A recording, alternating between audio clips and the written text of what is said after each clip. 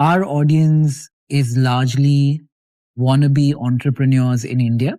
And I feel like all of us have so much to learn from you because you've done it so many times over in so many different domains. Yeah.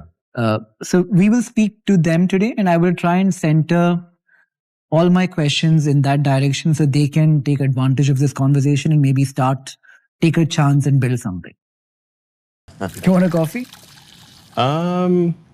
Sure, why not? Okay. Are we going to be talking for a while? I hope we are. Okay. Sure. Meghna, May I trouble you for a coffee? can we get another coffee? Cappuccino, I guess. All right. Are you a coffee drinker, Elon? Yeah. I mean, I have coffee once, usually in the mornings, Okay.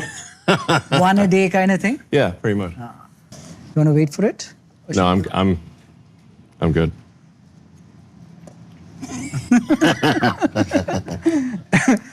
The first thing I must say is you're a lot bigger and bulkier, muscular than I would have thought you are. Oh, stop. You're making me blush.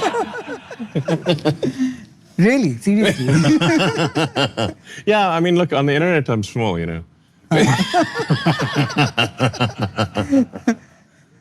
essentially, what percentage of internet is spent on Twitter? Is there a number to it? On X? Well, so we have like about 600 million monthly users. I don't know, 250 to 300 million per week type of thing. It's a pretty decent number. And it tends to be readers, people that read words. So... Do you think that'll change? Yeah, I mean, there's certainly a lot of video on the X system, but at this point, increasing amounts of video. But I think where the X network is strongest is among people who think a lot and read a lot. So that's where it's going to be strongest, because we have words. and so among readers, writers, and thinkers, I think X is #1 in the world. As far as social media goes, the form factor, if you had to wager a guess for tomorrow, how much is text, how much is video? I've heard you speak about maybe voice and hearing being the next form of communication with AI. What happens to X in its true form? How does it evolve? Yeah, so I do think most interaction is going to be video in the future. Most interaction is going to be real-time video with AI. So real-time video comprehension, real-time video generation. That's going to be most of the load. And that's how it is for most of the internet right now. It's most of the internet is video. Text is a pretty small percentage, but the text tends to be higher value generally, or it's more densely compressed information. Like so, but if you say like, what is the most amount of bits generated and compute spent, it's certainly going to be video. So I used to be a shareholder of X, a very small one. Okay. And I got paid when you bought it, when you bought Twitter and you made it X. Happy decision? Glad you did it? Yeah, I think it was important. I felt like Twitter was heading in, or had gone in a direction that had sort of more of a negative influence on the world. It was. I mean, of course, this depends on one's perspective. Some people will say, well, actually, they liked the way it was, and now they don't like it. But I think the fundamental thing was that Twitter was amplifying, I would say, a pretty far left by most people's standards in the world's ideology because of where it was based in San Francisco. So, and they actually suspended a lot of people on the right. So from their perspective, even someone in the center would be far right. If you're far left, anyone in the center is far right because it's just on the political spectrum. They're just as far left as you get in the United States and in San Francisco. So what I've tried to do is just restore it to be balanced and centrist. So there haven't been any left-wing voices that have been suspended or banned or de-amplified or anything like that. Now, some of them have chosen to just go somewhere else. But at this point, it is the operating principle of the X system is to adhere to any country's laws, but not to put our thumb on the scale beyond the laws of a country. When I think of social media, thank you. When I think of social media, Elon, I feel like even data suggests that the current incumbents seem to be losing traction amongst the youngest of audience. Yeah. Even platforms like Instagram, I mean, they're not exactly like Twitter, but platforms across the board. If one had to rework social media and build something bottom up, what do you think could work for the world of tomorrow? Well, I mean, I don't think that much about social media, to be frank. I mean, I can mostly just want to have something where there's in the case of X, kind of a global town square, where people can say what they want to say with words, pictures, video, where there's a secure messaging system. We've recently added the ability to do audio and video calls. So you're really trying to bring the world together into a collective consciousness. And that's, I guess, different from just saying, like, what is the most dopamine generating video stream that one could make, which, I think can be a little bit of brain rot, frankly. If you're just watching videos that just cause dopamine hits one after another, but lack substance, then I think those are not great. That's not a great way to spend time. But I do think that's actually what a lot of people are going to want to watch. So if you say like total internet usage, it's going to probably be optimizing for, neurotransmitter generation. Like there's somebody getting like a kick out of it. Right. But it becomes like a drug type of thing. Right. So, but I'm not really after.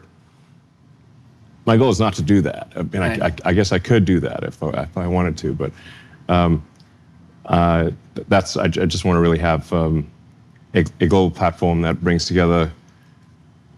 Like I said, like it becomes as close to sort of a collective consciousness of humanity as possible, and and one of the things that we've introduced, for example, is automatic translation. So because I think it would be great to bring together what people say in many different languages, but automatically translated for the recipient. So you have the collective consciousness, not just of say people in a particular language group, but you have the thoughts of people in every language group. And why is that important, Elon? Collective consciousness, to have one platform. I guess, why is that important?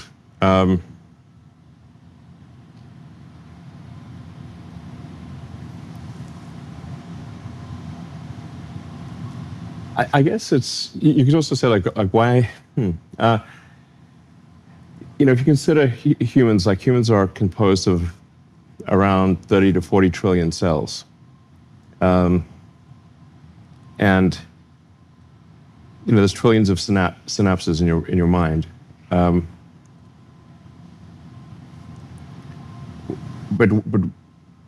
there's not the why of it. I mean, I guess it's just so we can increase our understanding, increase our understanding of the universe. So I guess I had this sort of question about what's the meaning of life, like why is anything important? Why are we here? what's the origin of the universe? What is the end? What are the questions that we don't even know to ask? And probably the questions we don't even know to ask are the most important ones. So I'm just trying to, I guess, understand what's going on. What is going on in this reality? Is this reality? And, and where did you get when you asked, what is the point of life? Yeah, so I came to the conclusion that, which is somewhat in the Douglas Adams Hitchhiker's Guide to the Galaxy school of thought, which is 42. Yeah, he's sort of Hitchhiker's Guide to the Galaxy is like a book on philosophy disguised as humor. Yeah, and that's where you get the Earth turns out to be this computer to understand, to figure out the answer of the meaning of life. And it comes up with the answer 42.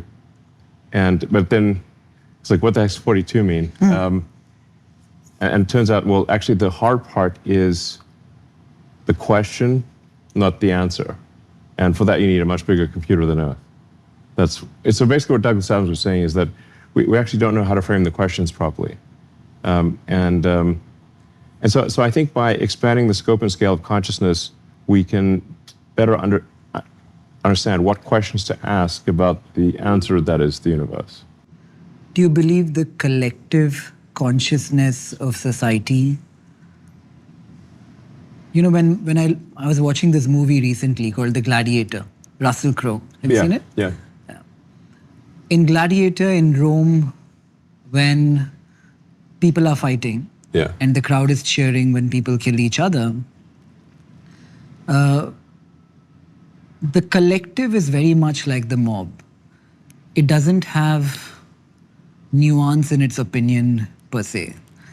Well, that's a particular kind of mob. I mean, they're sort of going there to see people kill each other, Do you suspect the society we live in today is very different?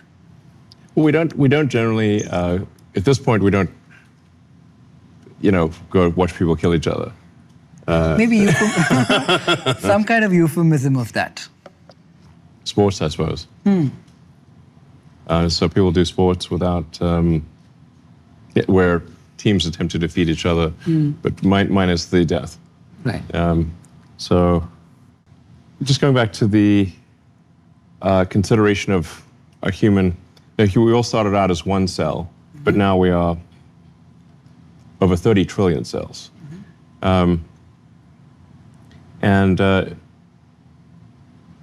I think most people feel like they're one body. Usually your right hand's not fighting your left hand type of thing, It's to sort of cooperate. Your mind is,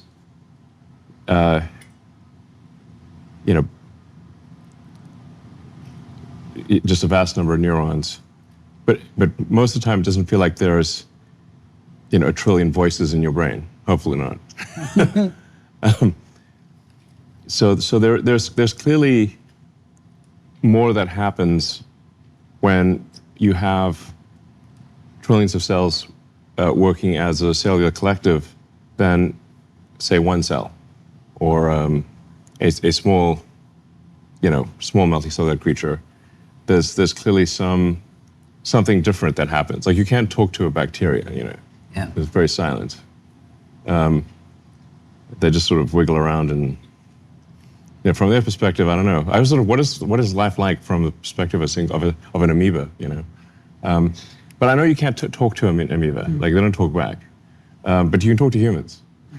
So there's just something, obviously, qualitatively, fundamentally different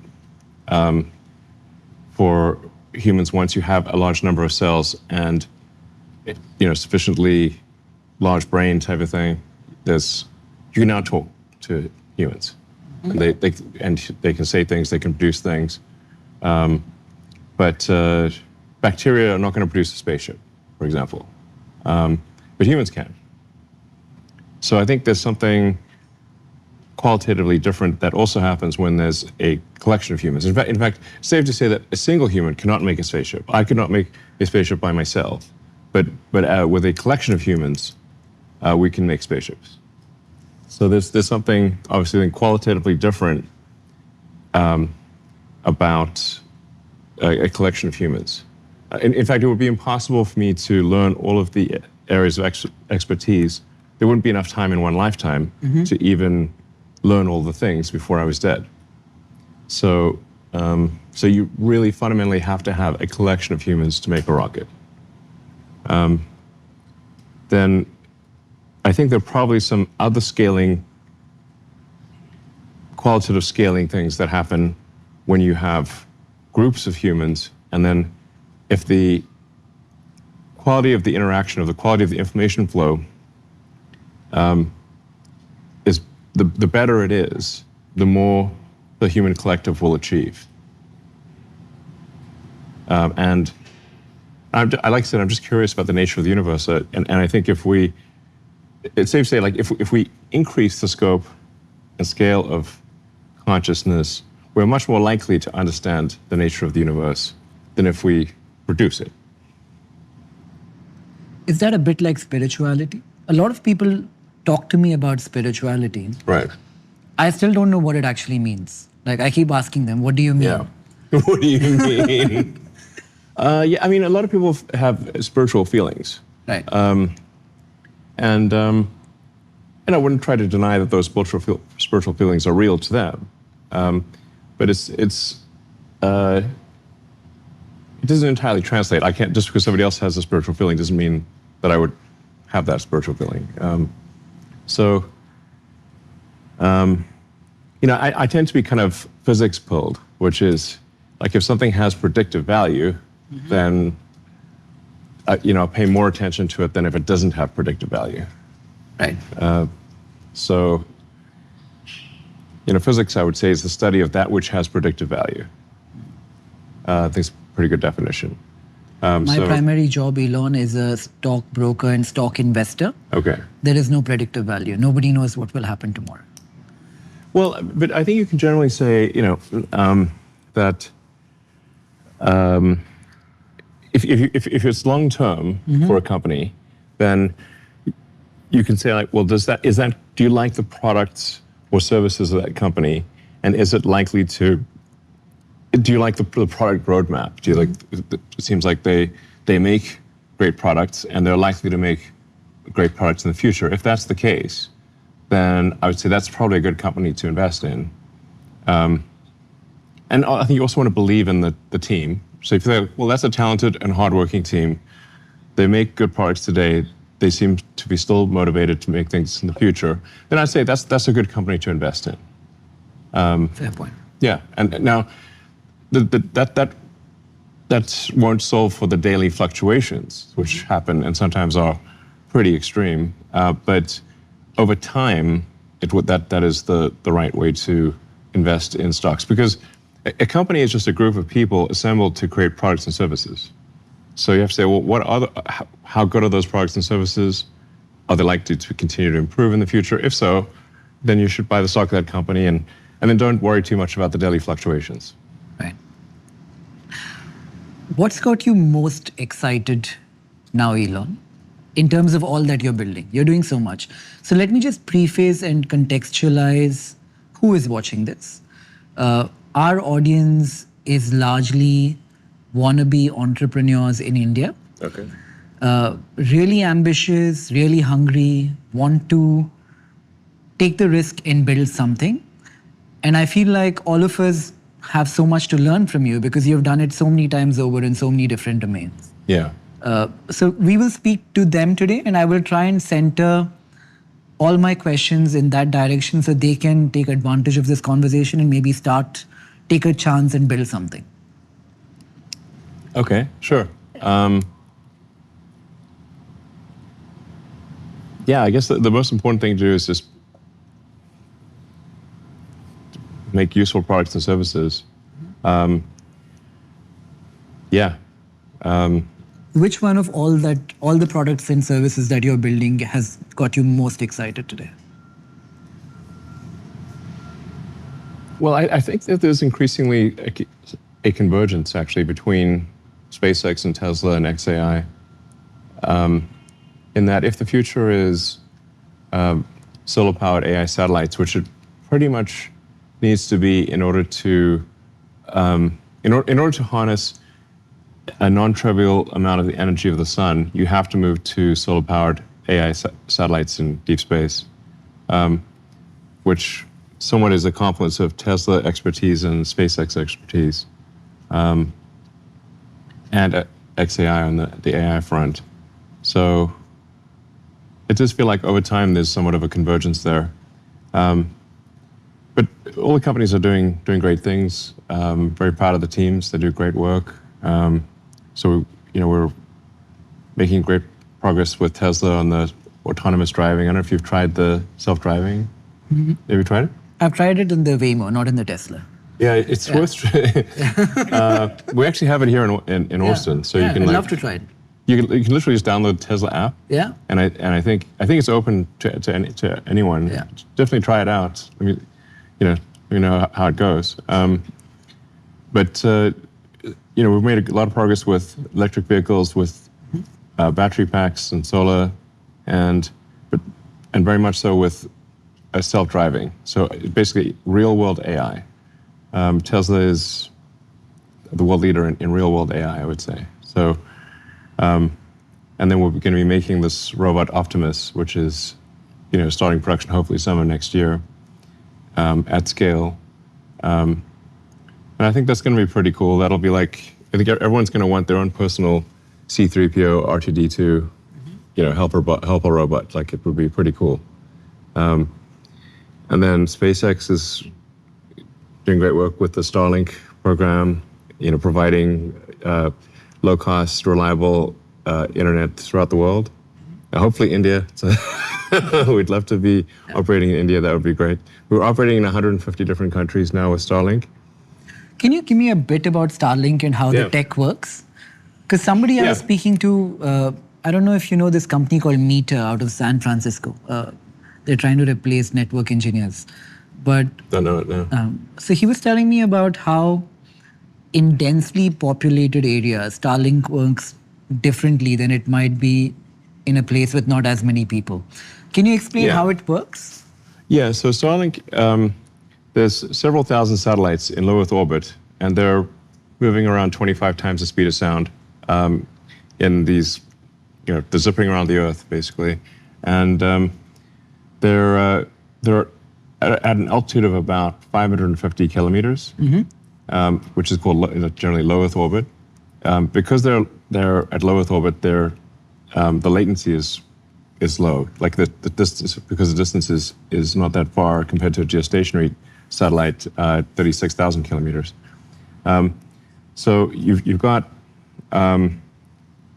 thousands of satellites providing low latency, high-speed internet throughout the world, and they are interconnected as well. So there are laser links between the satellites, so it forms sort of a laser mesh, so that if let's say if cables are damaged or cut, like fiber cables, the satellites can communicate between each other and provide connectivity even if the cables are cut.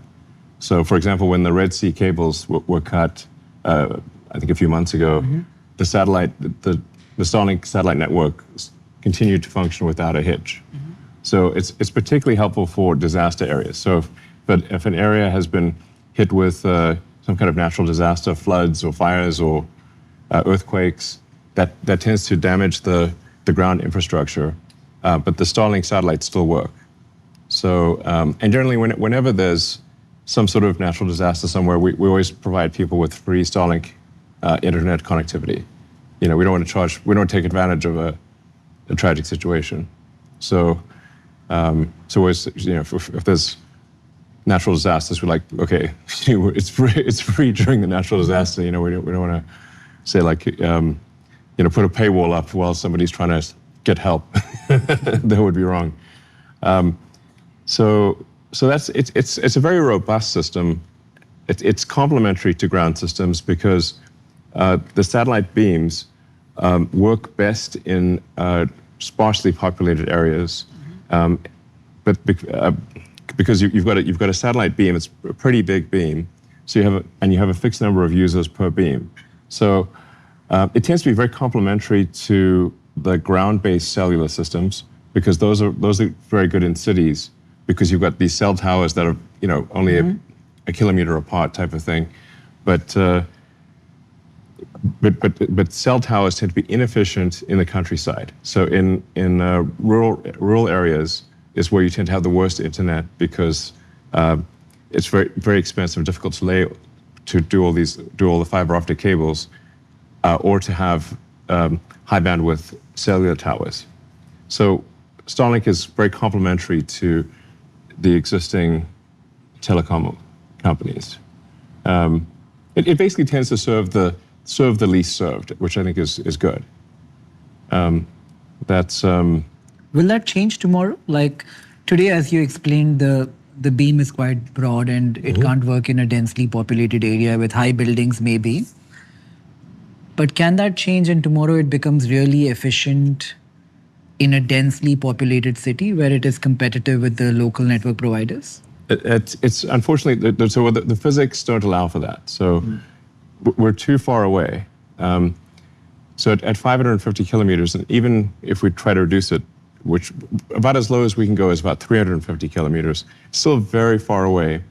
You can think of like a flashlight, which is, that flashlight's got a cone, and that cone is coming at, today 550 kilometers. In the future, we're trying to get down to 350 kilometers, but we can't beat something that's 1 kilometer away, which the cell tower physics is not on our side here.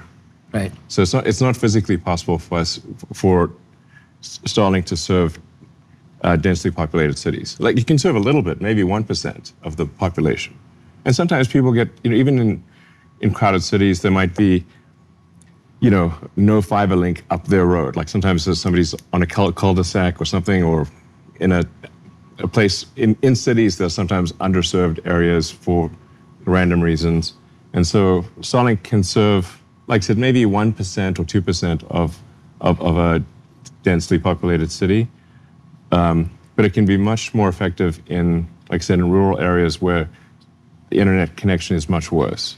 And often people either have sometimes no access to internet, or it's extremely expensive, or the quality is not very good. So, if I were to ask you to wager a guess, Elon, do you think India will go down the path of urbanization like China did, with more people moving in from rural economies to urban centers? Or do you think we'll beat the trend? I suppose some amount of that has happened, right? I mean, I'm curious to sort of ask you some questions as well. Because of course, isn't that the trend, or is it not the trend in India? It is the trend largely. Okay. I think a little bit changed during COVID when a lot of urbanization slowed down, and that was not organic. It was very artificially manifested. Right. But one does question that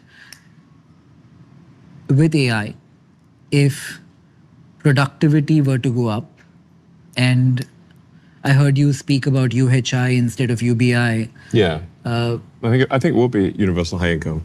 In a world like that, I wonder if more people want to live in cities which are always going to be more polluted and not offer the quality of lifestyle that a rural environment might. Well, I guess it's up to, some people want to be around a lot of people and some people don't. It's going to be maybe a matter of personal choice. But I think in the future, it won't be, I think it won't be the case that you have to be in a city for a job. Because I think my prediction is in the future, working will be optional. Right. We seem to be moving from, not in India, but in some parts of the West, from 6 days to 5 days to 4 days to 3. Not me. I think the Europeans. Yeah. Yeah.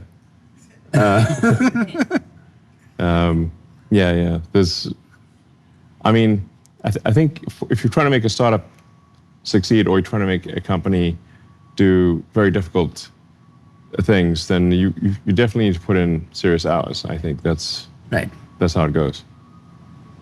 And if we were to move from 5 to 4 to 3 days, how do you think society changes? When people have to work half the week, what do they do with the other half? Well, I think it'll actually be that people don't have to work at all. And it may not be that far in the future. Maybe only, I don't know, 10, I'd say less than 20 years. My prediction is in less than 20 years, working will be optional. Working at all will be optional. Like a hobby, pretty much. And that would be because of increased productivity, meaning people do not have to work? They don't have to. I mean, look, obviously people can play this back in 20 years and say, look, Elon made this ridiculous prediction and it's not true. But I think it will turn out to be true that in less than 20 years, that maybe even as little as, I don't know, 10 or 15 years, the advancements in AI and robotics will bring us to the point where working is optional.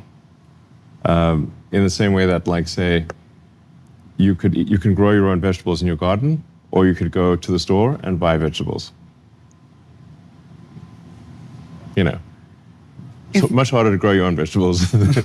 but you know, some people like to grow their vegetables, which is fine. You know, but it'll be optional in that way. Is my prediction.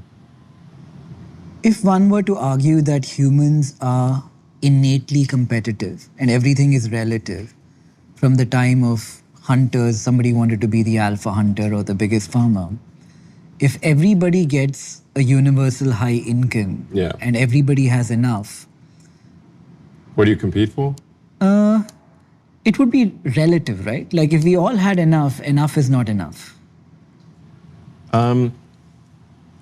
Yeah, I guess I'm not exactly sure, because we're really headed into the singularity, as it's called, which, you know, they refer to AI sometimes as the kind of like a black hole, like a singularity. You don't know what happens after the event horizon.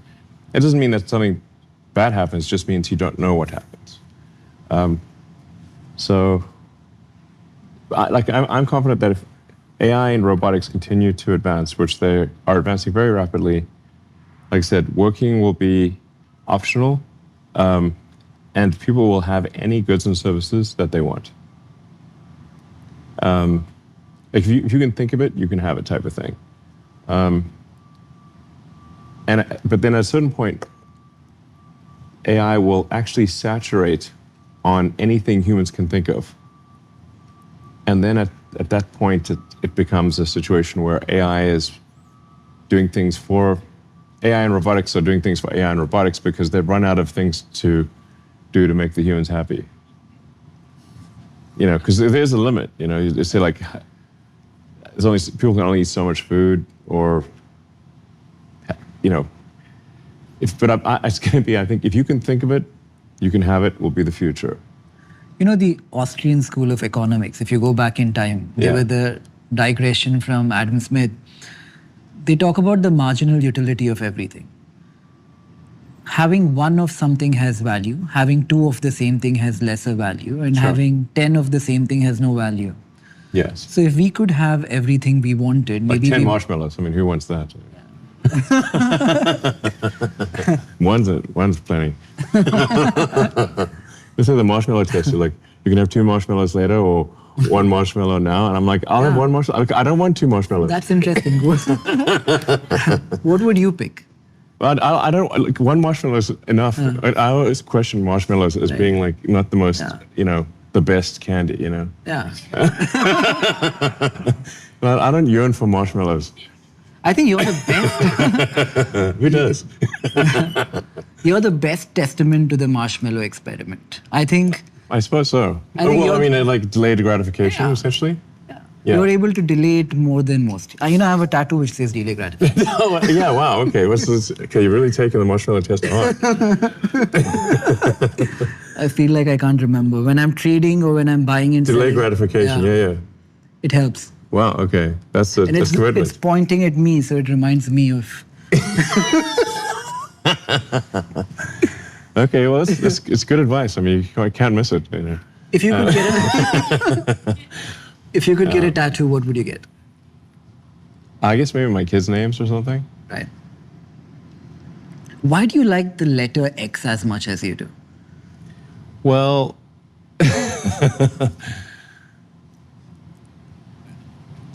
I mean, yeah, well, it's a good question, honestly. Sometimes I wonder what's wrong with me.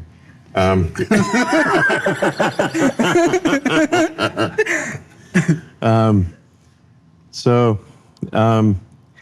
mean, it started off with where I think, so way back in ancient times, in '99,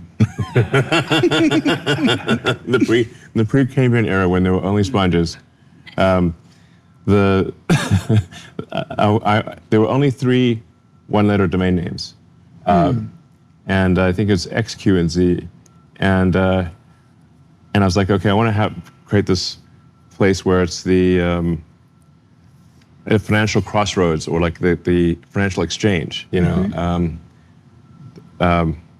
It's essentially solving money from an information theory standpoint, where the current banking system is a large number of heterogeneous databases with batch processing that are not secure. And if we could have a sort of a single database that was real time and secure, that would be more efficient from an information theory standpoint than, you know, a large number of heterogeneous databases that batch process very slowly and securely. So that was sort of X.com way back in the day, which kind of became PayPal, and then and it was acquired by eBay. And then eBay, someone reached out from eBay and said, "Hey, do you want to buy the domain name back?" And I was like, "Sure," you know. And so I had the domain name for quite a while. And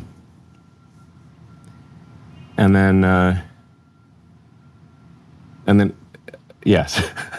Then I was like, well, maybe this acquiring Twitter would also be an opportunity to revisit the original plan of X.com, which is to create this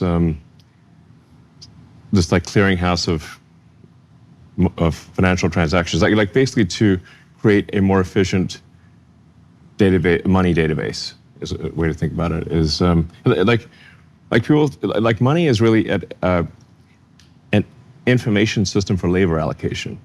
Like people sometimes think money is power in and of itself, but it doesn't really. If there's no labor to allocate, it's meaningless. So if you were to be on a desert island with $1 trillion, dollars or whatever, it doesn't matter. Oh yeah, right. Why speculate when you can be real? I just hope I don't end up on a desert island. It's not going to be very useful to me. But it illustrates my point that if you're stranded on a desert island with $1 trillion, it's not useful because there's no labor to allocate. You just allocate yourself. So it's this long-winded way of saying that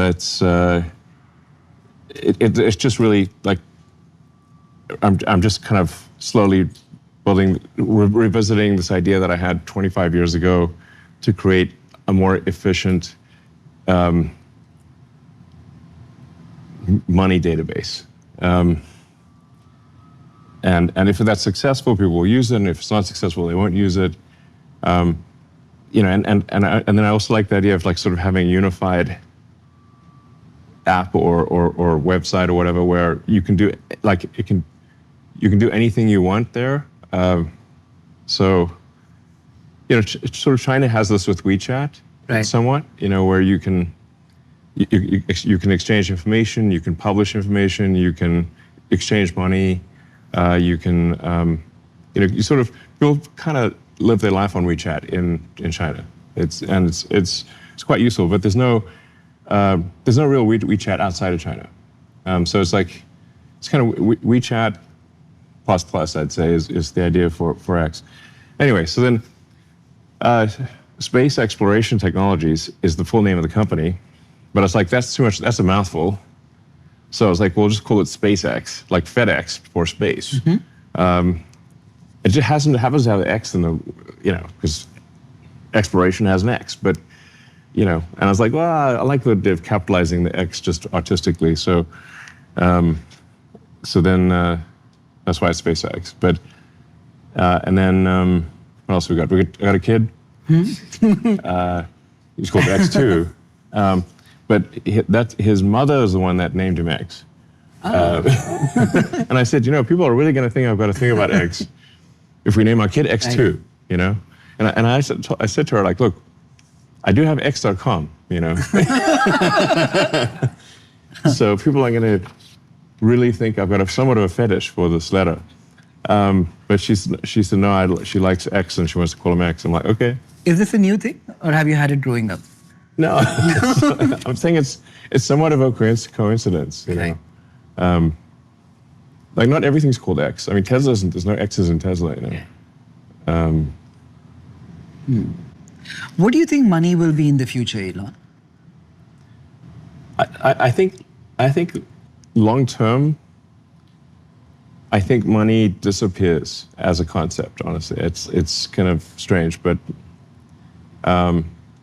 in a future where anyone can have anything, I think you no longer need money as a database for labor allocation. If AI and robotics are big enough to satisfy all human needs, then money is no longer, its relevance declines dramatically. I'm not sure we will have it. So the best sort of imagining of this future that I've read is from Ian Banks, the culture books. So I recommend people read the culture books.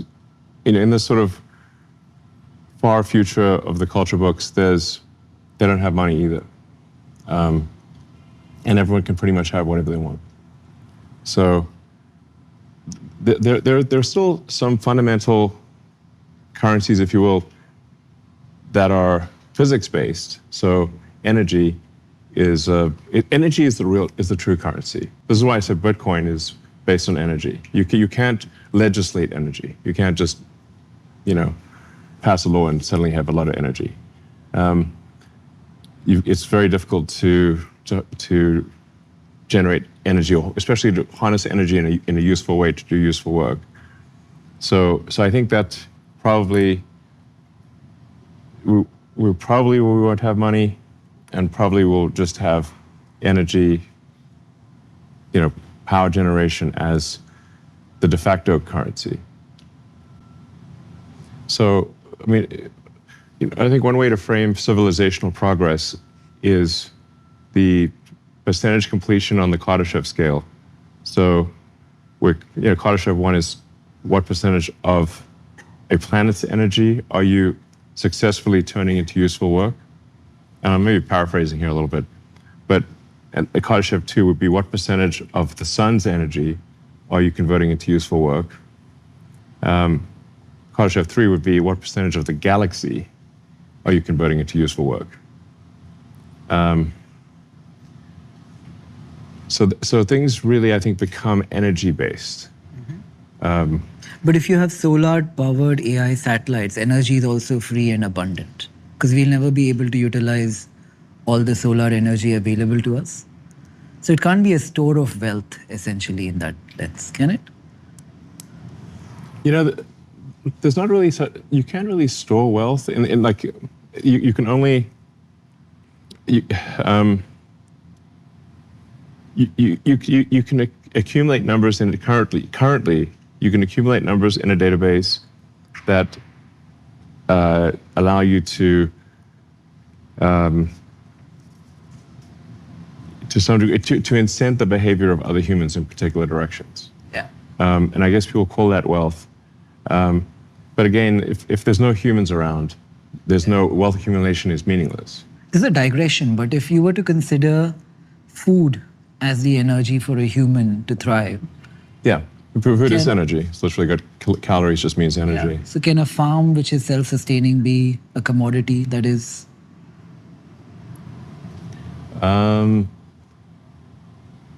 not sure what that means, but there's,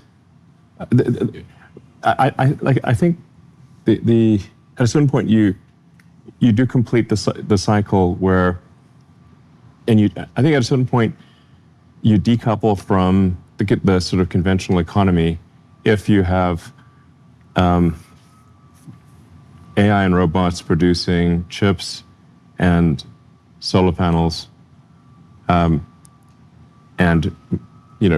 mining resources in order to make chips and robots, in order to make you sort of complete that cycle. Once that cycle is complete, I think that's the point at which you decouple from the monetary system. Is that the way forward for the US by virtue of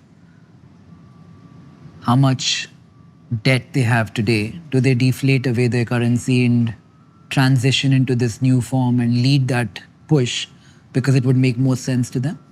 Well, in this future that I'm talking about, the notion of countries becomes sort of anachronistic. Do you believe in it today? Do you believe in countries? I certainly believe in it today. And I want to just separate something that these are just what I think will happen based on what I see, as opposed to I think these are fundamentally good things and I'm trying to make them happen. It's like I think this would happen with or without me, whether I like it or not. Right. As long as civilization keeps advancing, we will have AI and robotics at very large scale. I think that's pretty much the only thing that's going to solve for the U.S. debt crisis. Because currently the U.S. debt is insanely high, and the interest payments on the debt exceed the entire military budget of the United States. Just the interest payments, and that's at least in the short term going to continue to increase. So I think actually the only thing that can solve for the debt situation is AI and robotics, but it will more than it might cause. I guess it probably would cause significant deflation because deflation or inflation is really the ratio of goods and services produced to the change in the money supply. So if goods and services output increases faster than the money supply, you will have deflation. If goods and services decreases, if real goods and services output increases slower than the money supply, you have inflation. It's that simple. People sometimes try to make it more complicated than that, but it just isn't. So if you have AI and robotics and a dramatic increase in the output of goods and services, probably you will have deflation. That seems likely. Because you simply won't be able to increase the money supply as fast as you can increase the output of goods and services. Supply is a real hazard here. Should we do something about it? Maybe we can convince it to go somewhere else. Yeah. Entice it elsewhere. It actually left, I think. Okay. Oh, no, it's back. Maybe it's attracted to the light. If deflation I want some coffee. Mine is over. If deflation is inevitable because of AI, why do it's most likely the case, yeah. Right. Why do we have inflation again all over in society today? Has AI not led to increased productivity yet? It's not. AI has not yet made enough of an impact on productivity to increase the goods and services faster than the increase in the money supply. So the U.S. is increasing money supply quite substantially with, deficits that are on the order of $2 trillion. Yeah. So you have to have, goods and services output increase more than that in order to not have inflation. So we're not there yet. But if you say how long would it take us to get there? I think it's 3 years. Probably 3 years before. In 3 years or less, my guess is goods and services output will exceed the rate of inflation. Goods and services growth will exceed money supply growth in about 3 years. Maybe after those 3 years, you have deflation and then interest rates go to zero and then the debt is a smaller problem than it is. Yes. Right? That's most likely the case. You spoke about being in a simulation earlier. I love The Matrix. Yes, yes. If you were to be a character from The Matrix, who would you be? Well, there's not that many characters to pick from, Hopefully not Agent Smith. He's my hero. I mean, Neo's pretty cool. The Architect is interesting. The Oracle. It's the Oracle. Sometimes I feel like I'm an anomaly in the Matrix. That is Neo. Yeah. Do you believe you're in a Matrix, though? Like, actually believe?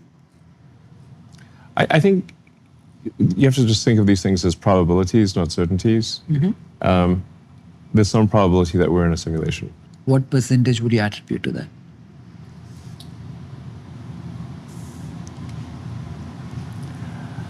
Probably pretty high. I would say it's pretty high.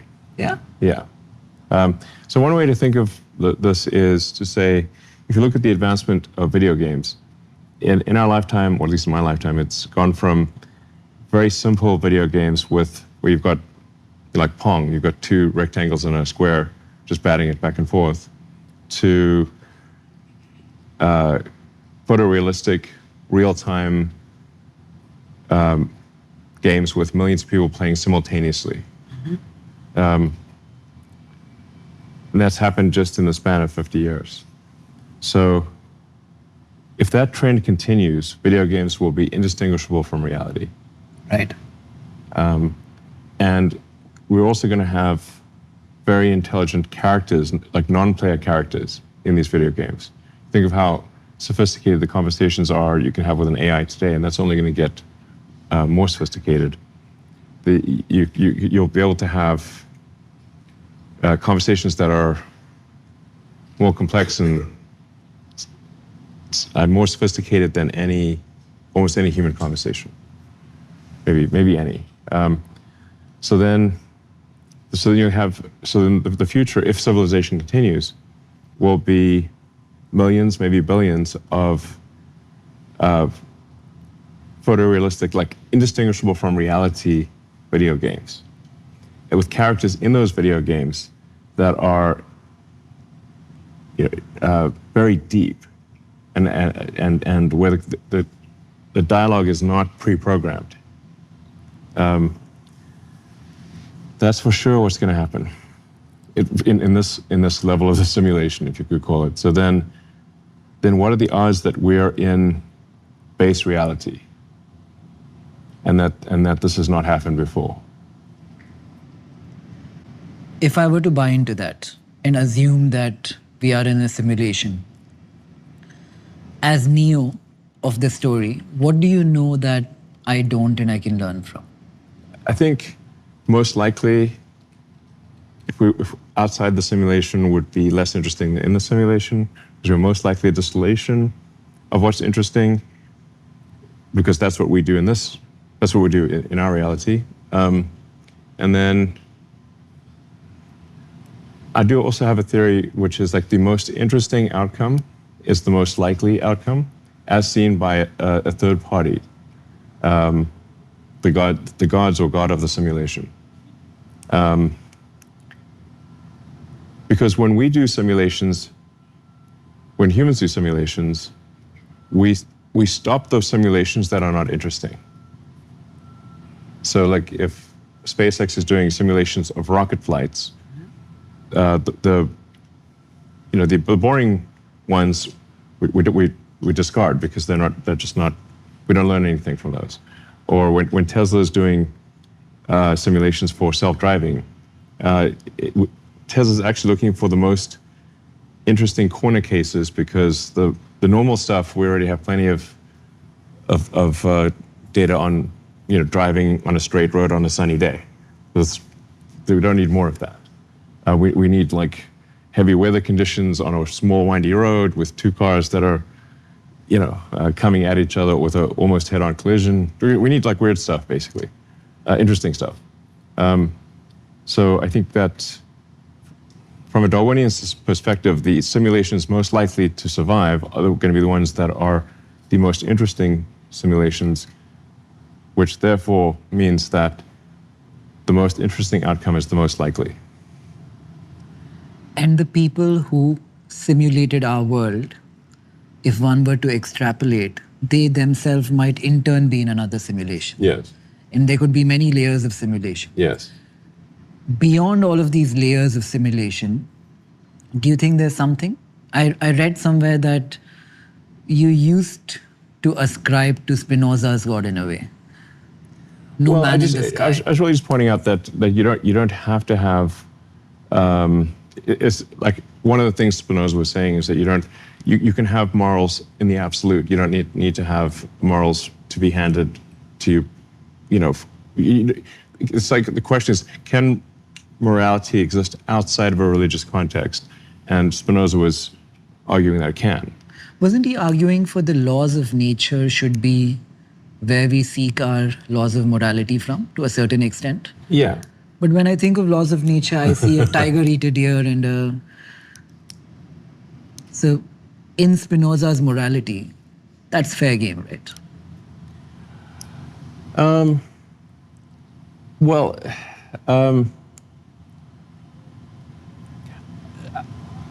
You can. I think there's a lot of things you can take from Spinoza, but the only point I was making in referencing Spinoza was that you can have a set of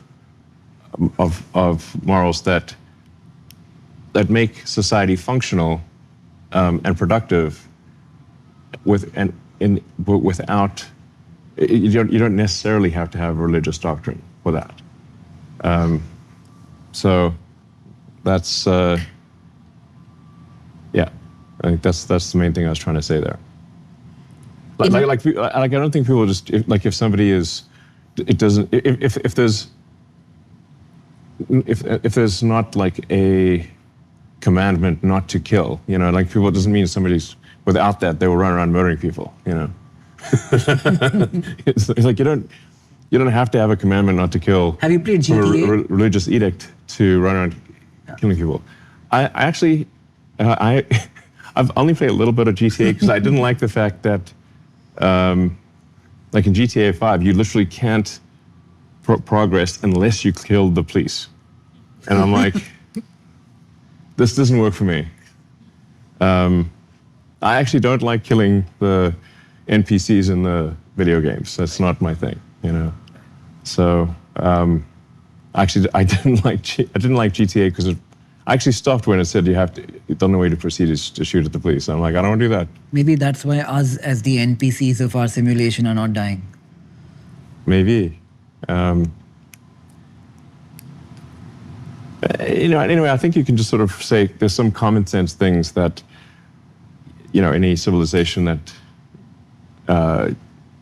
runs around, where people just murder each other wantonly, it's not going to be a very successful one. You seem to be changing a bit towards religion, though. Faith. Like, off late, you've said a bunch of things which are pro-religion almost. Not pro-religion, but on those lines. I mean, I think the other principles in religion that make sense. Yeah, I think there are. Is it easier for our simulation to have a pro-religion projection for the world that we live in? We become more relatable? It's easier? Well, which religion, though? Any, depending on where you live. So pick one, It's pretty rare that kids are said, which religion would you like, It's pretty rare. Right. I don't know too many situations where kids were offered like, like what do you want to major in type of thing. It's usually like you get given a religion by your parents and your community. But I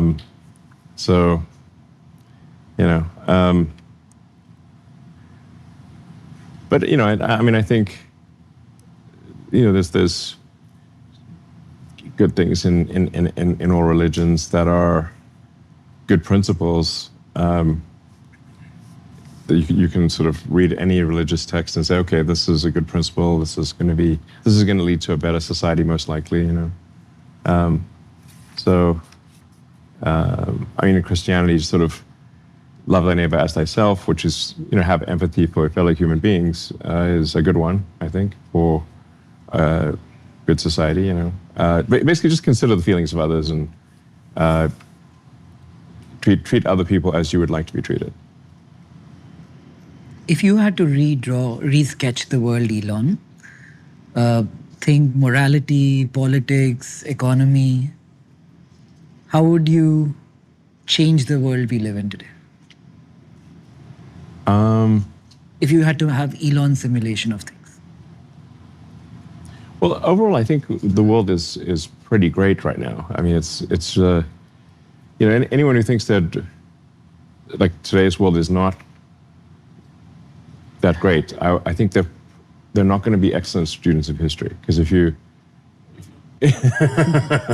if you read a lot of history, you're like, wow, there's a lot of misery back then, I mean, it used to be that people would be dropping dead of the plague all the time, par for the course.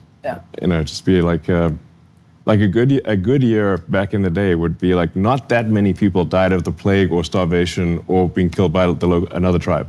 It's like, that was a good year. We only lost 10% of the population, Like, I think like 100 years ago, we lived up until 35 or 40, right? We had very high infant mortality. Yeah. So like you do had a few people that would live to an old age, but not that long ago, 100 years ago, if you got like some minor infection, they didn't have antibiotics. So you just like kick the bucket because you drank some water that had dysentery, and that was it, curtains, You just die of diarrhea. Maybe that's you why just literally die. That was like, that's miserable. Maybe that's why people had as many kids as they did back then. I mean, if you didn't, then like half the kids would die, type of thing. Yeah. So you have a lot of kids now. Yeah. That's with true. multiple I'm like an army. Yeah. I'm trying to get an entire Roman legion.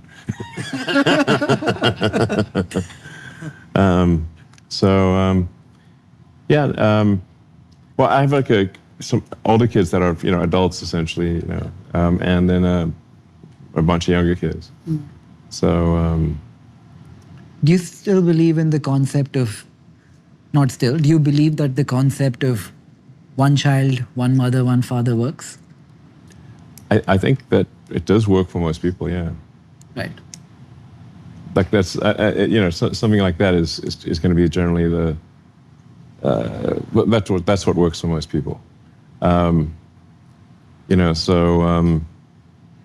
Changing though. I'm not sure if you know this, but like my partner Siobhan, she's half Indian. I don't know if you know that. I didn't know that. Yeah. Yeah.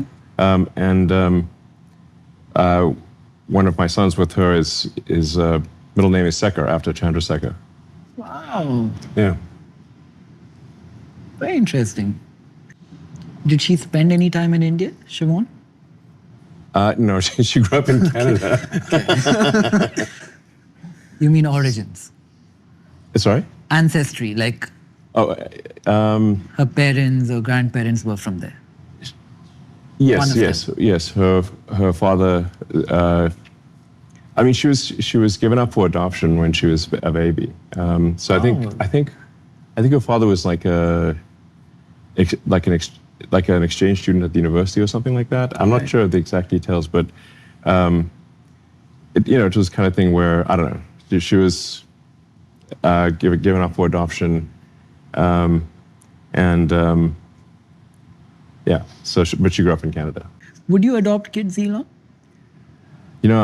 I definitely have my hands full right now. So, no, I'm not opposed to it, but it's like, I do want to be able to spend some time with my kids, So it's, right before coming here, I was with, with my kids. So just, seeing them before bedtime, that kind of thing. So, beyond a certain number, it's like, it's kind of impossible to spend time with them. But like I said, my older kids, they're very independent. They're in university, and So they're you know, especially sons, when they get past a certain age, it's like they're very independent. You know, it's like most boys don't talk to they don't spend a lot of time with their parents after age 18. You know, so I see them once in a while, but they're very independent. So then, you know, I can only have enough kids on the young side that like it's where it's humanly possible to spend time with them. So, any views on the future of marriage, family? What do you think happens to people having lesser kids everywhere, including India? I think our replenishment rate is down to, right. I mean, our fertility. It dropped below replacement rate, I believe, last year. Below 2.1. Yeah. What do you think happens tomorrow? Does the world just get older and then there is a phase where the world again is replenished, but with a smaller population than we had to begin with?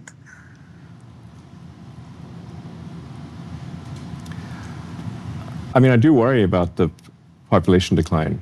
This is a big problem. Why is that? Well, I don't want humanity to disappear. But a decline and disappear are completely different things, right? Well, if the trend continues, we disappear. But also going back to, you know, my philosophy, if you will, which is that we want to expand consciousness, then fewer humans is worse because we have less consciousness. Do you think consciousness will go up by virtue of the number of people in there? Yes. I mean, just like consciousness increases from a single cell creature to, you know, a 30 trillion cell creature,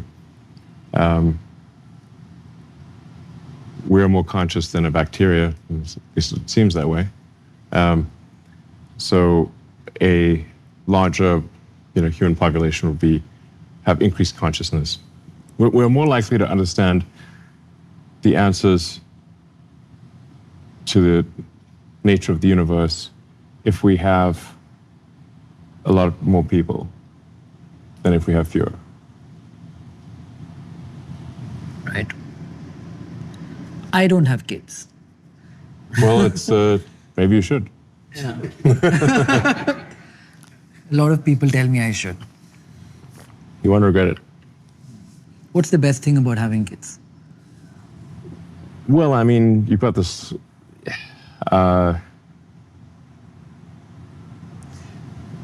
I mean, you've got this little creature that loves you, and you love this little creature, and I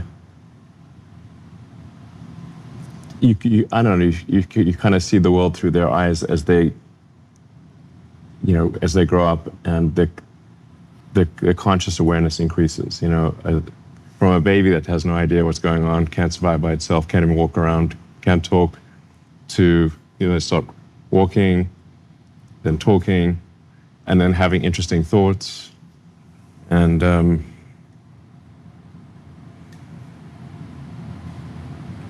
but yeah, I mean, I think we fundamentally have to have kids or go extinct. You know, it's like. Is there any ego in having a child? I often think of this when I see my friends with their kids. They're all seeing a reflection of themselves in their children. It's almost like... Well, yeah, I mean, it's because Apple's not going to fall that far from the tree, you know. Or something's wrong. Right. You're like, wait a second.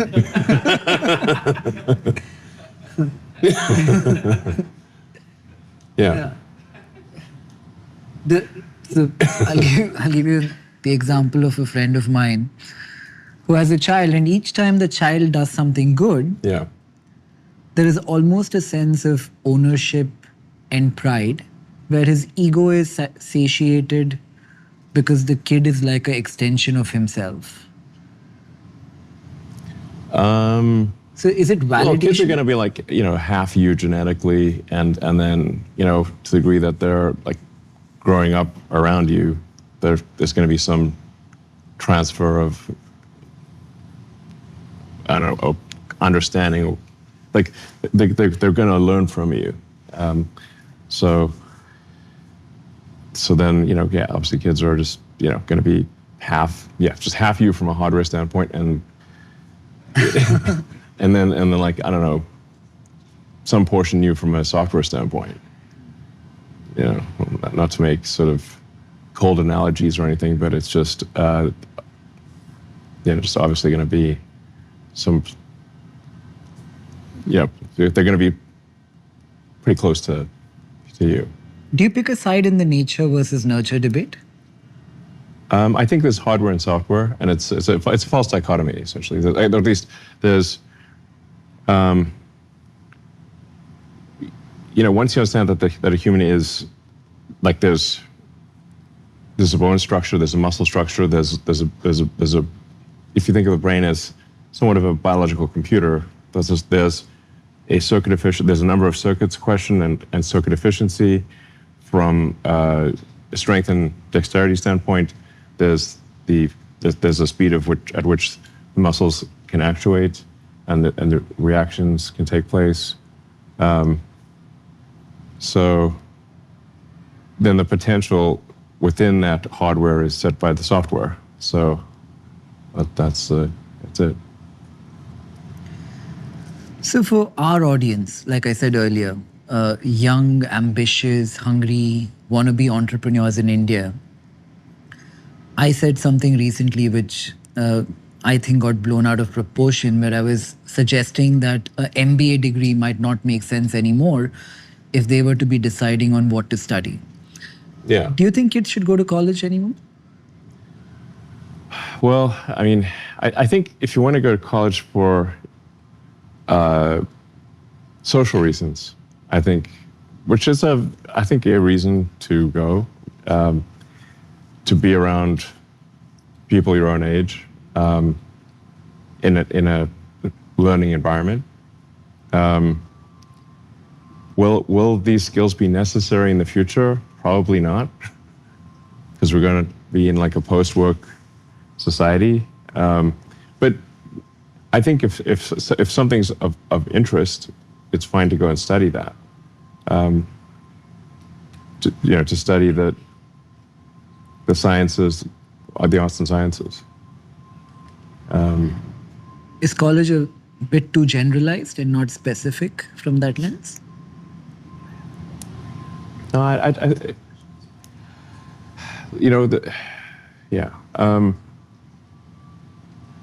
actually think it's good to take a wide range of courses at college if you're going to go to college.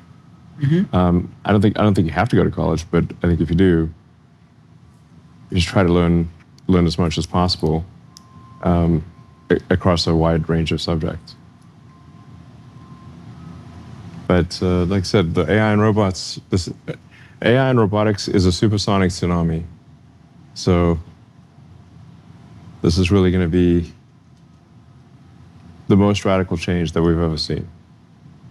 When I've talked to my older sons, I said, like, you guys, they're pretty steeped in technology, and they agree that that AI will probably make their skills unnecessary in the future, but they still want to go to college. You always spoke about AI not from the dystopian lens, but you were worried about where the world of AI is going. Well, there's some danger when you create a powerful technology that a powerful technology can be potentially destructive. So there's obviously many AI dystopian, novels and books, movies. So it's not that we're guaranteed to have a positive future with AI. I think we've got to make sure that, in my opinion, it's very important that AI have pursuing truth as the most important thing. Like, don't force an AI to believe falsehoods. I think that can be very dangerous.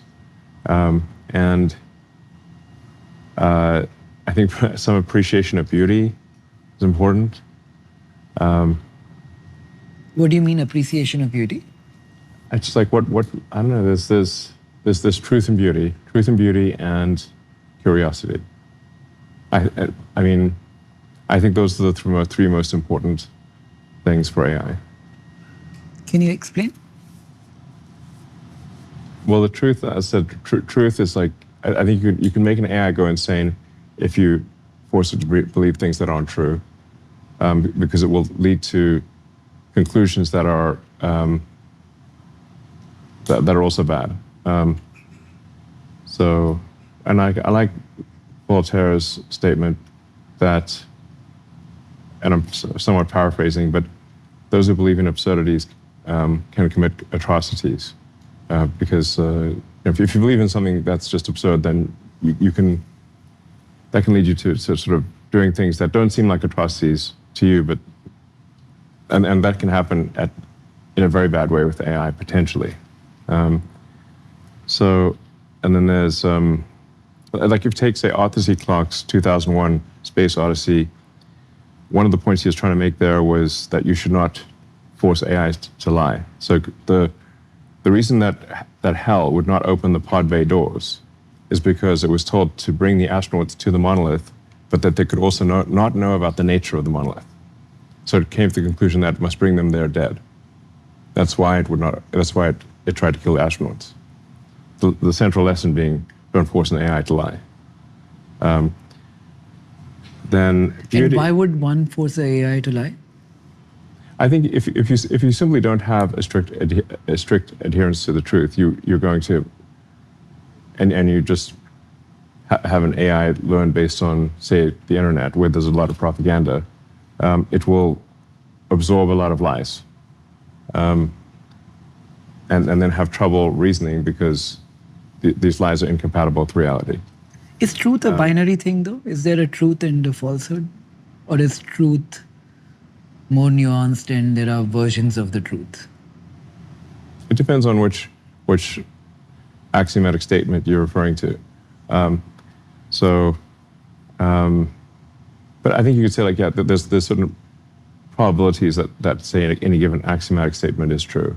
Mm-hmm. And some axiomatic statements will have very high probability of being true. So you say the sun will rise tomorrow. Mm. Very likely to be true. You wouldn't want to bet against that. So I think the betting odds would be high. The sun will rise tomorrow. Mm-hmm. So if you have something that says, well, the sun won't rise tomorrow, that's axiomatically false. It was highly unlikely to be true. I mean, the beauty is more ephemeral. It's harder to describe, but you know it when you see it. And then curiosity, I think you want the AI to want to know more about the nature of reality. I think that's actually going to be helpful for AI supporting humanity, because we are more interesting than not humanity. So it's more interesting to see the continuation, if not the prosperity of humanity, than to exterminate humanity. You know, like Mars, for example, is, you know, I think we should extend life to Mars, but it's basically a bunch of rocks. It's not as interesting as Earth. And so we should I think if you have curiosity, I think if those three things happen with AI, you're going to have a great future. The AI values truth, beauty, and curiosity. If we all don't have to work in the future, and AIs are going in this direction and they're able to weave in all that we spoke about right now, do you think humanity goes back a couple of thousand years to maybe the Greek times, where philosophy or philosophizing took up a lot of everyone's time? You know, I think actually it took up less time than we think in the ancient Greeks, because it's just that the writings of the philosophers are what survived. Mm-hmm. But most of the time people were just like farming or, you know, chatting. Mm-hmm. So, and once in a while, quite rare, they would write down some philosophical work. Mm. It's just that's all we have. We don't have their chat histories, you know, from. But most of it would have been like chat and farming. Right. Because if you didn't farm, you're like going to starve. In a lot of what you say, I mean, when we read history, like this battle and this battle and this battle, it seems like history must have been non-stop war. But actually, most of the time it was not war, it was farming. That was the main thing. Or hunting and gathering, that kind of thing. You love history, no? Yeah. German history, World War II, World War I. Yeah, world history, yeah.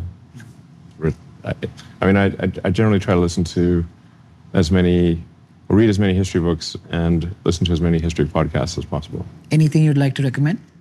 Well, there's Hardcore History, which is quite good. It's by Dan Carlin. I've read it. I've heard it. It's very he's got a great voice. Yeah. And very compelling narrator. There's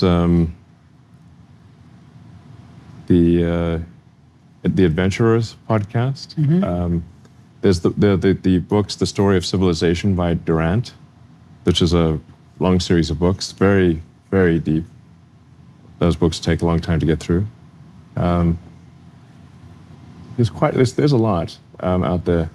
I sort of like, if you want something that's sort of gentle, a gentle bedtime podcast, I'd say The History of English is quite a nice one, because it starts off with like gentle tavern music and a very pleasant voice, and he's like talking about the story of Old English and then Middle English and then later English and where did all these words come from. Yeah. And one of the interesting things about English is that it's somewhat of an open source language. Like it actively tried to incorporate words from many other languages. So, whereas French sort of generally they fought the inclusion of words from other languages, but English actively sought to include words from other languages, kind of like an open source language. So as a result, it has a very large vocabulary, and large vocabulary allows for higher bandwidth communication because you can use a word that you could use a single word that might otherwise take a sentence to convey. Why has podcasting become so big all of a sudden? I think it's been big for a while. I mean, aren't you a podcaster? What are we on right now? It's kind of new to me. Okay.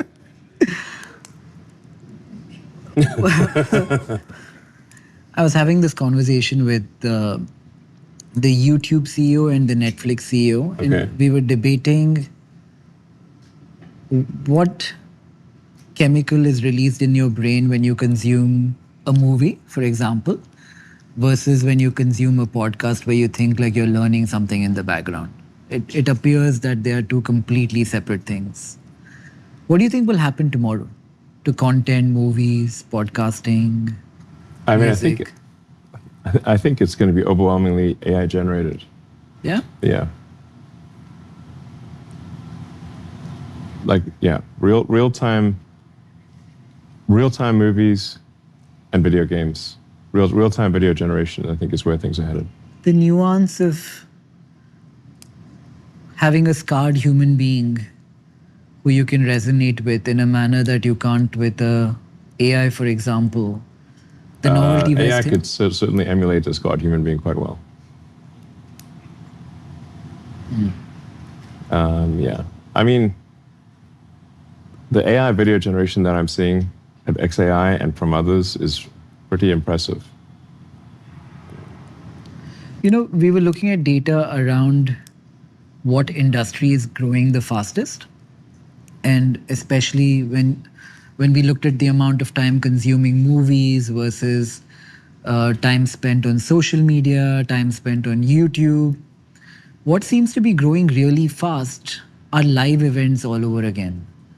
Going to a physical... I think live events, when digital media is ubiquitous and you can just have anything digitally at essentially for free or very close to for free, then the scarce commodity will be live events. Yeah. Yeah. Do you think that the premium for that will go up? Yeah, I do. Good industry to invest in? Yes. Yes, because that will have more scarcity than digital, anything digital. If you were a stock investor, Elon,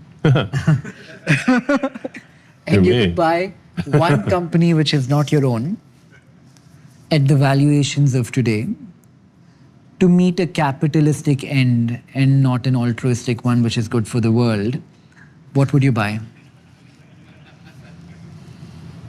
I mean, I don't really, buy stocks, so it's not like, I'm not like an investor in, I don't like look for things to invest in. I just try to build things.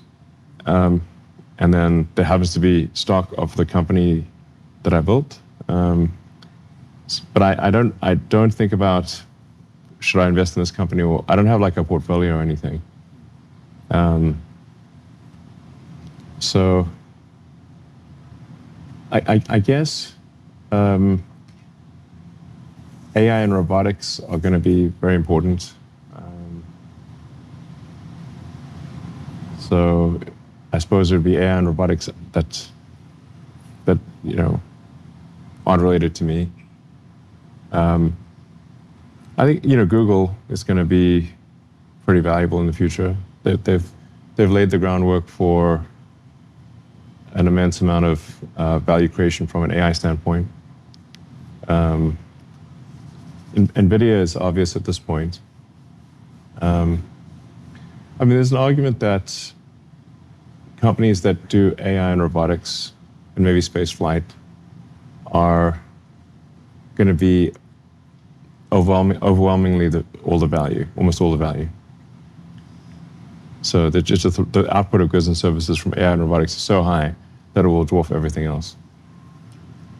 The world seems to be moving to a place where everybody loves David and hates Goliath. Why? I mean, he's the one that got the stone in the forehead, Yeah.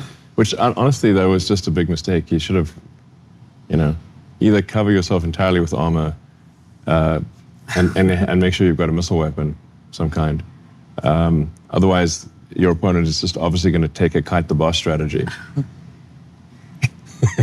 Just kite the boss. I mean, you can run around in a thong with it doesn't matter. It's never going to catch you. Yeah. Of all the people, like you're as much at risk of being looked upon as Goliath. Okay. Especially the weekend after hopefully nobody hits me with a stone in the forehead, Especially Look, I'm not going to trundle around in the desert with too much armor, It's too hard. Yeah. After the last weekend. Yeah. Yeah.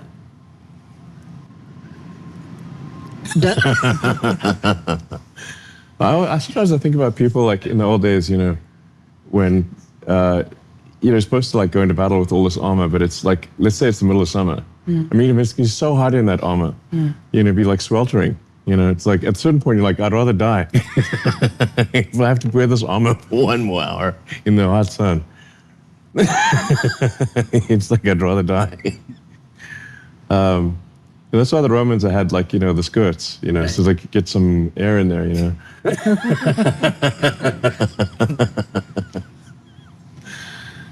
Let's say you have to go to the bathroom and you're in armor. I mean, it's going to be pretty difficult. What are you going to do? Pause for a minute, take your armor off. That's why the Romans had the skirts, so it made, going to the bathroom at least manageable. You often make jokes. Me? Yeah, I like humor. One could argue I think we should legalize humor. What do you think? It's controversial stance. Is comedy going to be really hard for AI to get? Probably the last thing. Grok can be pretty funny. Yeah. You know what I suspected? Like, this is a far-off extrapolation, but when I see you make jokes on X and on interviews that you do, at some point I was like, maybe Elon has a model he's running in private and he's testing out comedy. Because the day that works, he knows it's there. AI can be pretty funny. So, like, if you ask Grok to do like a vulgar roast, it'll do a pretty good job. You say even more vulgar and just keep going. It's really going to get next level.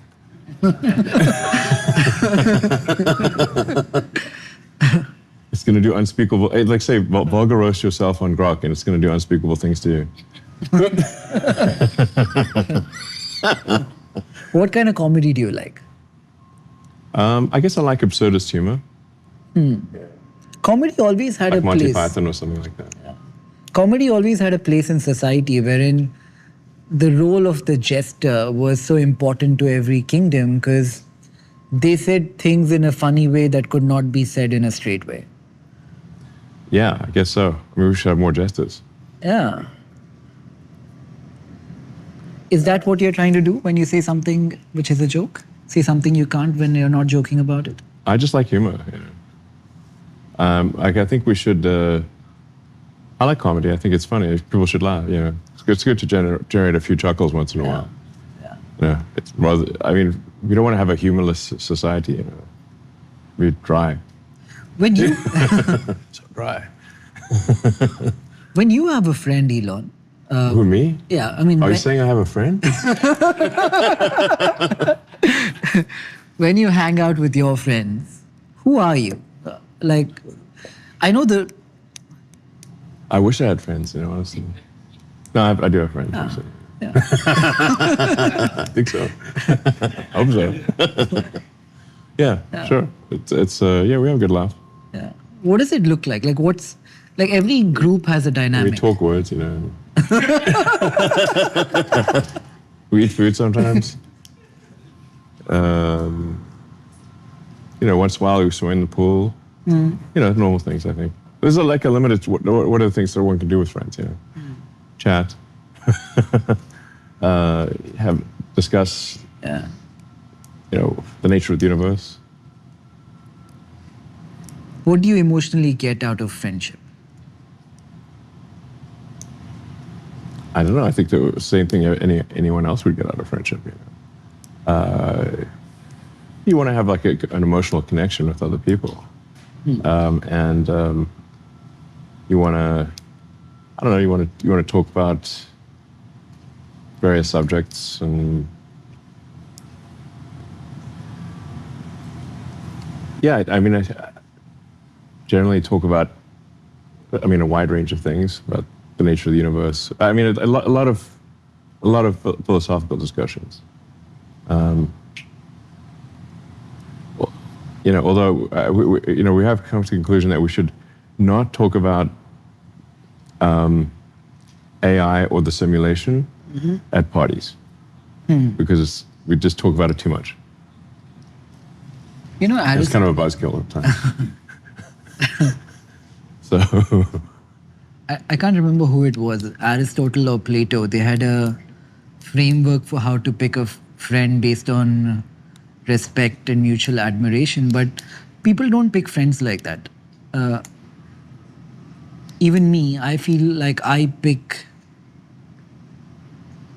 my friends based on people who say and think in a manner that I can resonate with. Sure. I wouldn't pick a far out there contrarian to my own belief systems as a friend because it would get tiring. Hanging out would get tiring. Sure. Are you like that?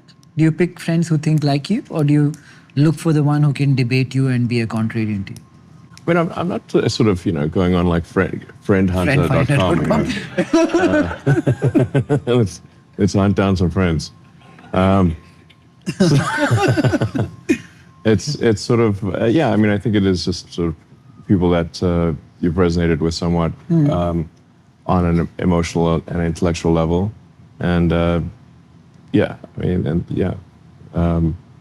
You know, and I guess a friend is someone who's going to support you in difficult times, I suppose. A friend in need is a friend indeed. Like if someone's still supporting you when the chips are down, that's a friend.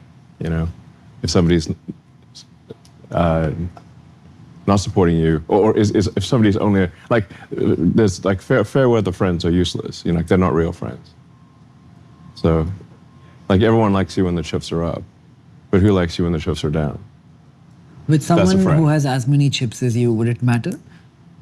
I mean, it's relative, you know. With that particular it's not just a chips thing. It's just like a, yeah. I mean, there's sort of popularity waxes and wanes. This is interesting. Does it wax and wane only by virtue of the number of chips, or also by virtue of proximity to power, and which one is bigger of the two?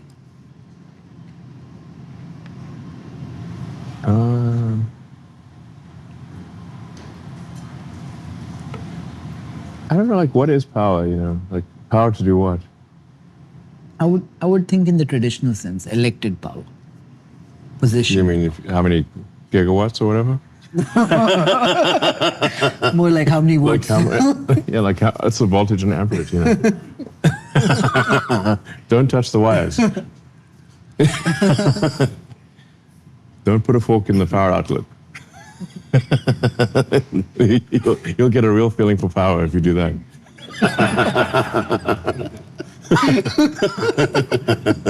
Fair.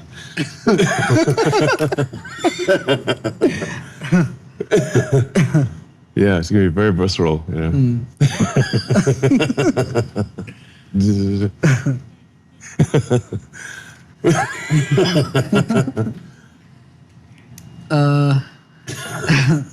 I know you like Nietzsche and Schopenhauer, and they I've read the books. Yeah, sure. I mean, you spoke about how your childhood was. Yeah, I was just trying to find answers to the meaning of life when I had like an existential crisis, and I don't know, when I was like 12 or 13 or something. They speak about the will to power. Sure. I mean, Nietzsche said a lot of controversial things. You know, I mean, he was sort of. I think he was, I mean, a bit of a troll, if you ask me. You know. Are you the troll? How? I mean, you just say controversial things to get a rise out of people. He lived a miserable life and died early. Did he? Yeah. Well, who says he lived a miserable life? His sister, I think. Okay, well, maybe she didn't like him. No, I think he got sick and he died. He got a disease. I mean, allegedly syphilis or something. Yeah. You know? But there's only one way to get that, you know. So he might have had some fun along the way. I did want to ask you this. Milton Friedman speaks about the pencil. What? Why?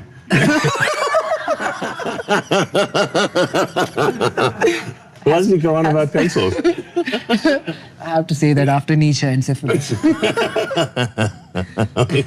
Why is it Milton Friedman keeps talking about pencils? There he goes again with the pencils. He won't stop. I swear to God, if I hear one Milton talks about pencil one more time, I'm going to lose my mind. He just rabbits on about pencils all day. Don't even mention crayons. What I find interesting about his pencil argument Yeah, no, it's very difficult to make a pencil, you know. in one place. Think of all the things you have to do to make a pencil. Yeah. Yeah. Like the lead comes from a country, the wood comes from another country, the rubber from another. You've always been against tariffs, but... yeah, I mean, I think generally free trade is more efficient, you know. Tariffs tend to create distortions in, you know, markets. And generally, like, you think about any given thing, so like, would you want tariffs between you and everyone else at an individual level? That would make life very difficult. Would you want tariffs between each city? No, that would be very annoying. Would you want tariffs between each state within the United States? Like, no, that would be disastrous for the economy. So then why do you want tariffs between countries? I agree. Yeah. How do you think? How do you think this plays out? What happens next? What, with tariffs or what? I mean, the president has made it clear he loves tariffs. I've tried to dissuade him from this point of view, but unsuccessfully. Yeah. Fair. Yeah. The relationship between business and politics. I was having this conversation with someone and we were thinking, how many large, really big, profitable businesses have been built in the last few decades without access to politics? And okay. Like, I don't know. Probably a lot. I don't know. Yeah. Not everything needs politics. Yeah. I think when you get to a certain scale, politics finds you. It's quite unpleasant. I was reading this book about Michelangelo, and he's the Teenage Mutant Ninja Turtles. I used to watch that when I was a kid. I still love it. It's quite compelling. Yeah, I still love it. Yeah, Michelangelo, Leonardo, Raphael, and who's the fourth one? Donatello. Yes. Yeah.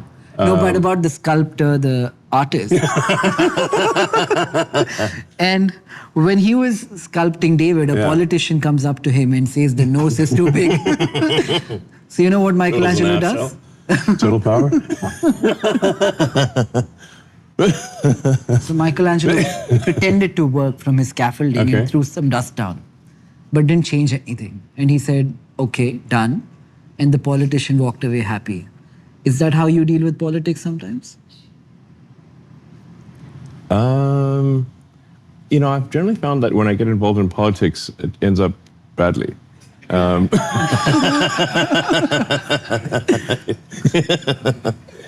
So then I'm like, probably shouldn't do that. I should do less of that, is my conclusion. Do you think that's true for all businessmen? Yeah, probably. Yeah. Yeah. I mean, politics is a blood sport, It's like you enter politics, they're going to go for the jugular. So best to avoid politics where possible. What did Doge teach you, if you learned one thing? Well, it was like a very interesting side quest, because I just got to see like a lot of the inner workings of the government. There's been quite a few efficiencies. I mean, some of them are very basic efficiencies, like just adding in requirements for federal payments that any given payment must have an assigned congressional payment code and a comment field with something in it that's more than nothing. Like that trivial seeming change, my guess is probably saves $100 billion or even $200 billion a year. Because there were massive numbers of payments that were going out with no congressional payment code and with nothing in the comment field, which makes auditing the payments impossible. So they have to say, like, why can the Defense Department, or now the Department of War, why can it not pass an audit? It's because the information is not there. It doesn't have the information necessary to pass an audit does not exist, is the issue. So a bunch of things Doge did were just very common sense things that would be normal for any organization that cared about financial responsibility. That's most of what was done. And it's still going on, by the way. Doge is still happening. But it turns out when you stop fraudulent and wasteful payments, the fraudsters don't confess to this. They actually start yelling all sorts of nonsense that you're stuffing essential payments to needy people. But actually, you're not. We get this thing like saying, oh, you've got to send this thing for whatever, it'd be like, this is going to children in Africa. And I'm like, yeah, but then why are the wiring instructions for Deloitte and Touche in Washington, D.C.? Because that's not Africa. So can you please connect us with the recipients of this money in Africa? And then we get silence. I'm like, okay, we just want to literally talk to the recipients. That's it. And then we're like, oh no, it turns out for some reason we can't talk to them. I'm like, well, we're not going to send the money unless we can talk to the recipients and confirm they will actually get it. And then that's sort of fraudsters necessarily will come up with a very sympathetic argument. They're not going to say, give us the money for fraud. That's not going to be what they say, obviously. They're going to try to make these sympathetic sounding arguments that are false. They're going to start an NGO and then... Yeah, they're going to see NGO. It's going to be like the Save the Baby Pandas NGO, which is like, who doesn't want to save the baby pandas? They're adorable. But then it turns out no pandas are being saved, okay, in this thing. It's just going to a bunch of, it's just corruption, essentially. And you're like, well, can you send us a picture of the panda? And like, no. Okay. Well, how do we know it's going to the pandas then? Right. That's what I'm saying. So, what do you think of philanthropy? Yeah, I think we should. Well, I mean, I agree with love of humanity, and I think we should try to do things that help our fellow human beings. But it's very hard. Like, if you care about the reality of goodness, rather than simply the perception of it, it's very difficult to give away money well. So I have a large foundation, but I don't put my name on it, and I don't, in fact, I say I don't want my name on anything. But the biggest challenge I find with my foundation is try to give money away in a way that is truly beneficial to people. It's very easy to give money away to get the appearance of goodness. It is very difficult to give money away for the reality of goodness. Very difficult. For a long time, the US had a lot of immigration, like really smart people coming into the country. Yes. We back home in India called it the brain drain. Right. All our Indian origin CEOs in Western companies. Yes, I think America has benefited immensely from talented Indians that have come to America. That seems to be changing now, though. Yeah, I mean, America's been an immense beneficiary of talent from India. Yeah. Why has that narrative changed of late? And America seems to have become anti-immigration to a certain extent. Like, I was passing immigration and I was worried if they'd stop me a couple of days ago. Well, I think there's different schools of thought. It's not like unanimous, but under the Biden administration, it was basically a total free-for-all with like no border controls, which, unless you've got border controls, you're not a country. So you had massive amounts of illegal immigration under Biden, and it actually, it also had like somewhat of a negative selection effect. So if there's a massive financial incentive to come to the U.S. illegally and get all these government benefits, then you're going to necessarily create a diffusion gradient for people to come to the U.S. It's an incentive structure, and so I think that obviously made no sense. Like, you got to have border controls. It's kind of ridiculous not to. Then so on the left wants to basically have open borders, no holds barred. It doesn't matter if someone what the situation is. It could be a criminal. Doesn't matter. Then on the right, you've got at least a perception that somehow their jobs are being taken by talented people from other countries. I don't know how real that is. My direct observation is that there's always a scarcity of talented people. So, from my standpoint, I'm like, we have a lot of difficulty finding enough talented people to get these difficult tasks done, and so more talented people would be good. But I guess some companies out there, it's sort of they're making it more of a cost thing, where it's like, okay, if they can employ someone for a fraction of the cost of an American citizen, then I guess these other companies would hire people, just to save costs. But at my companies, the issue is we just are trying to get the most talented people in the world. So, and we pay way above average. So I can't. So that's not my experience, but that's what a lot of people do complain about. And I think there's been some misuse of the H-1B program. It's certainly it would be accurate to say that there's like some of the outsourcing companies have kind of gamed the system on the H-1B front. And we need to stop the gaming of the system, you know. But I'm certainly not in the school of thought that we should shut down the H-1B program. That's which some on the right are. I think they don't realize that that would actually be very bad. If you could speak to the people of my country, India, the young entrepreneurs who want to build, and say a message to them, what would you say? Well, I think I'm a big fan of anyone who wants to build. So I think anyone who wants to, you know, make more than they take has my respect. So that's the main thing you should aim for. Aim to make more than you take. Be a net contributor to society. It's kind of like the pursuit of happiness. You know, if you want to create something valuable financially, you don't pursue that.